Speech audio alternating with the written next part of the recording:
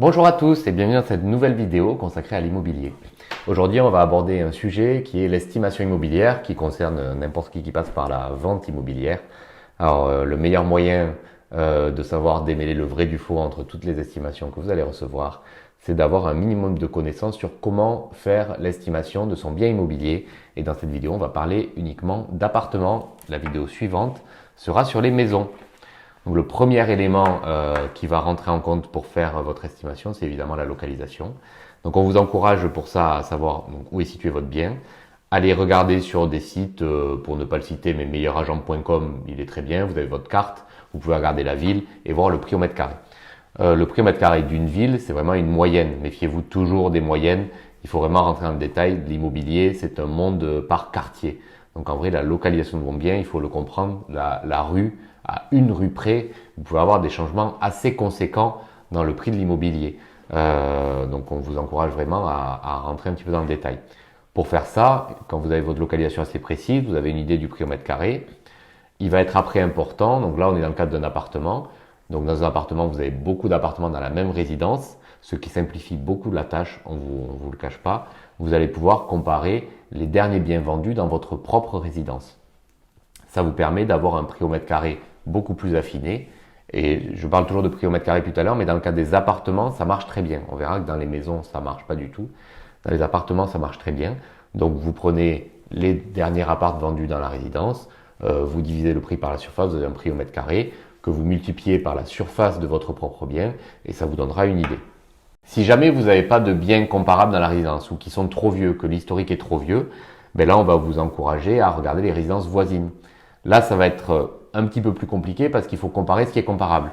Imaginez vous avez une résidence où les charges de copro sont relativement faibles et une autre où les charges de copro sont élevées, il est évident que le prix va être très différent. Donc vérifiez aussi la copropriété, si c'est la même qualité de copro, la même gestion et les mêmes charges surtout, c'est ça qui rentre surtout en compte, pour pouvoir faire vos comparaisons.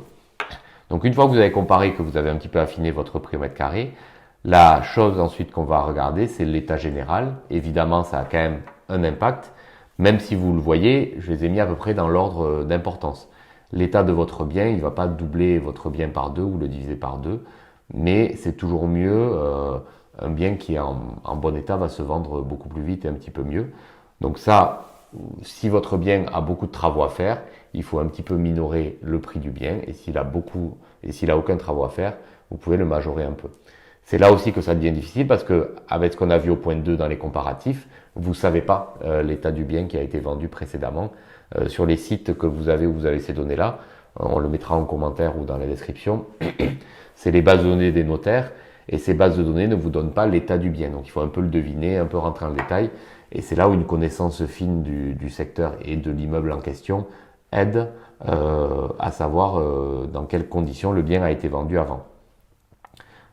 Donc une fois qu'on a vu l'état général, on va avoir l'étude de marché aussi comparative avec les biens actuellement en vente. Supposons dans la résidence, vous avez déjà 3 biens en vente où les gens ont du mal à vendre à un certain prix. Si vous mettez au même prix ou au-dessus, vous n'allez jamais vendre. Vous allez vendre après eux en fait. Donc il est important de comparer à ça et de se placer un prix en fonction de ça. Et enfin, le dernier point, et non des moindres, c'est le projet du client. C'est-à-dire que le bien immobilier tout seul ne fait pas le prix. Le projet et la façon de le mettre en vente va aussi faire le prix. Par exemple, quelqu'un qui est pressé à vendre parce qu'il a besoin de l'argent très rapidement, il n'aura pas d'autre choix que de mettre un prix relativement raisonnable, voire pas cher, pour aller assez vite. Par contre, si vous avez le temps de vendre, ben vous pouvez mettre un prix un petit peu plus long terme, ce qui permettra de prendre le temps et potentiellement de maximiser un petit peu votre sortie et votre vente. Dans tous les cas, ce point-là, il a un impact à 5-10%. Hein. Ça sert à rien de baisser le prix par deux pour vendre vite. Il suffit juste d'être en dessous du bien le plus cher dans le secteur et vous allez vendre très vite. Autre élément sur cette notion de prix, je tiens aussi à le préciser. Étant donné que l'immobilier est quelque chose de très tendu, quand vous mettez un prix d'achat assez élevé, vous allez quand même avoir des visites. Ça, on l'a déjà vu dans d'autres vidéos sur la notion de prix et les clients qui viennent. Donc si vous avez un prix élevé, vous allez avoir l'impression qu'il y a des visites, sauf que vous n'aurez jamais d'offres. Les gens auront des dossiers de mauvaise qualité et vous prenez beaucoup de risques finalement sur la vente. Alors quand vous allez baisser le prix, vous avez les meilleurs dossiers qui vont venir parce que c'est les meilleurs dossiers qui ont le choix finalement des biens à acheter. Et si vous voulez tomber par exemple sur quelqu'un qui n'aurait pas de conditions de financement, c'est évident que quelqu'un qui n'a pas de conditions de financement, ben, il achète les biens les mieux et donc les moins chers ou avec le meilleur rapport qualité-prix en tout cas. Ce que je voulais pour conclure, c'est quand même dire aussi ce que ce n'est pas, parce que c'est ce qu'on entend tous les jours quand on fait des estimations avec des clients. Le prix d'un bien, ce n'est pas le prix auquel vous l'avez acheté 10 ans avant, ça n'a aucun lien.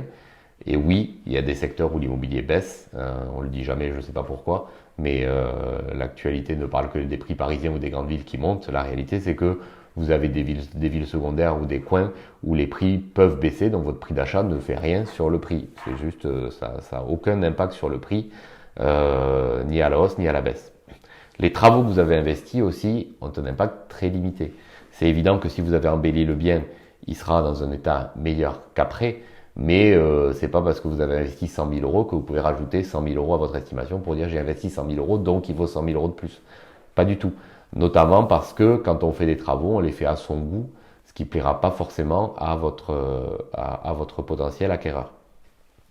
Et enfin, le dernier point, c'est votre propre attachement au bien qui fait pas non plus le prix. On sait que l'immobilier a un impact très fort émotionnel sur la vie des gens. C'est-à-dire si vous avez grandi dans une maison depuis 40 ans et que vous voulez la vendre après, pour vous, elle a une valeur élevée, très élevée. C'est là où il faut arriver à rationaliser et faire la part des choses. Votre attachement au bien, il est propre à vous et ne sera pas celui de vos acquéreurs. Donc évidemment qu'ils ne paieront pas, j'allais dire, votre propre attachement au bien. Donc il faut arriver à se détacher de ça pour faire une estimation la plus juste possible.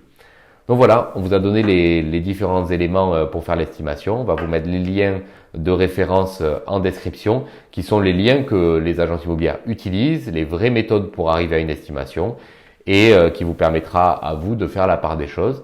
Et si vous avez besoin d'une agence immobilière pour faire une estimation tout de même, que vous avez besoin d'avis externes, ben on est là pour vous aider en tout cas et pour vous aider à appliquer cette démarche d'estimation et à estimer votre bien au plus juste pour à la fois vendre efficacement et ne pas perdre d'argent dans cette démarche-là. Merci de nous avoir écoutés. N'hésitez pas à liker la vidéo et vous abonner si cette vidéo vous a appris des choses. On va continuer cette démarche-là pour essayer de partager toutes nos connaissances sur l'immobilier. Merci à tous et à bientôt.